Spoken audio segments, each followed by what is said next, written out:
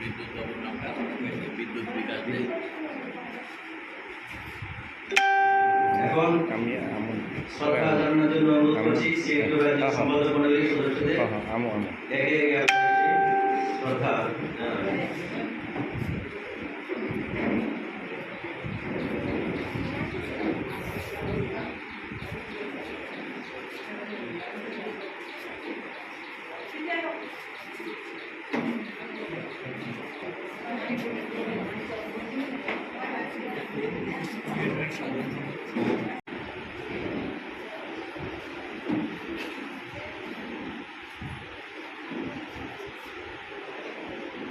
এখন কিন্তু আমার তাৎক্ষণিক এই কথার পরিপ্রেক্ষিতে উনি জবাব দিতে শ্রমিকদের একটা মাথা বোঝার জায়গা হবে, অন্তত যাতে কোনো শ্রমিক রোদে না পড়তে লাগে, গাড়িতে না শুতে লাগে। মঞ্চে আসীন আছেন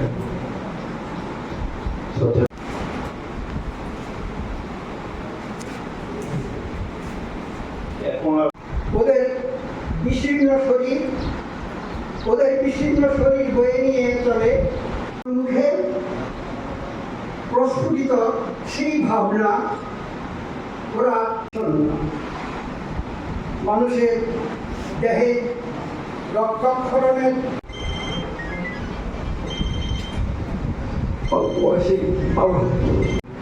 তাছাড়া উপস্থিত রয়েছেন সিপিএম পরিবারের অন্যতম সদস্য কমিটি ক্ষতচিহ্ন, তাদের বিশুদ্ধ অস্ত্রের ঝলকানি তবু যেতে হয়, আর হিংস্রতার কারুকার জোড়ানো কে দেখাবে সেই পথ, যে পথে নিবে, যে পথ চলেছে মানুষের মুক্তির নদী পর্বতের সীমানা পেরিয়ে মরুপ্রান্তরে নীতিগত সিদ্ধান্ত গৃহীত হয় যে আর তো কর্মী ইউনিয়নের সঙ্গে বেশি দূর যাওয়া যাবে না। কর্মী ইউনিয়ন আপাত দৃষ্টিতে এটা ভিন্ন সংগঠন হলেও রাজনৈতিক দৃষ্টিভঙ্গিতে কংগ্রেসের সাথে এদের কোনো ফারাক নাই, আইটিসির সাথে এদের কোনো ফারাক নাই। আনন্দ মার্কের সাথে বাহ্যিক একটা বিষপাত থাকলেও এদের সঙ্গে মিলে ঝুলে যারা চলবার চেষ্টা করছে। আমরা বামপন্থী মনোভাবাপন্ন যারা, কমিউনিস্ট মনোভাবাপন্ন যারা, তারা শ্রমিক শ্রেণীর স্বার্থ রক্ষা করার জন্য শ্রমিকদের মধ্যে কর্মরত ট্রেড ইউনিয়ন যে দৃষ্টিভঙ্গি নিয়ে কাজ করা দরকার, সেটা যদি আমাদের করতে হয় তাহলে আলাদা করে আমাদের সংগঠন তৈরি করতে হবে। এই সিদ্ধান্ত সে বিশাল করে পাহাড় পেরিয়ে জঙ্গলে বাঁশঝাড়ের তলায় যে সভাটা হয়েছিল সেখান থেকে সিদ্ধান্ত গৃহীত হয়েছে। আমি ঠিক স্মরণ করতে পারছি না সেই সভায় চঞ্চল মজুমদার আদৌ উপস্থিত ছিলেন কিনা, এটা মানিক ভালো করে বলতে পারবে। তো কিন্তু এই সমিতি তৈরি হওয়ার পর থেকে বটতলাকে কেন্দ্র করে দক্ষিণ ত্রিপুরা একেবারে সাগরমুখী মোটর শ্রমিকদের মধ্যে মরিচ শ্রমিক ইউনিয়নের প্রথম থেকে তেমন একটা ভালো প্রভাব ছিল ঘটনা না। বর্তমান অনুষ্ঠানকে ভিত্তি করে চঞ্চল মজুমদারের যুক্ত ধীরে ধীরে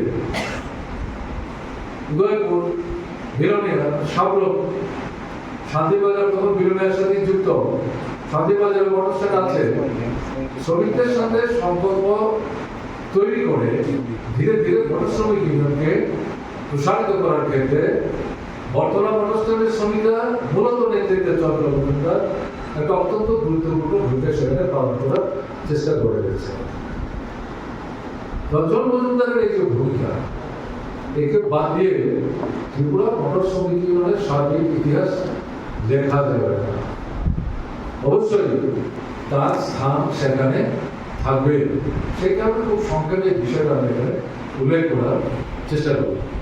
স্বাভাবিকভাবে তার যে কর্মদক্ষতা, যোগ্যতা, সততা এবং নিষ্ঠা, তাকে ভিত্তি করে তিনি মোটর শ্রমিক ইউনিয়নের সর্বোচ্চ অন্যতম নেতৃত্বে হাসিল হয়েছিল।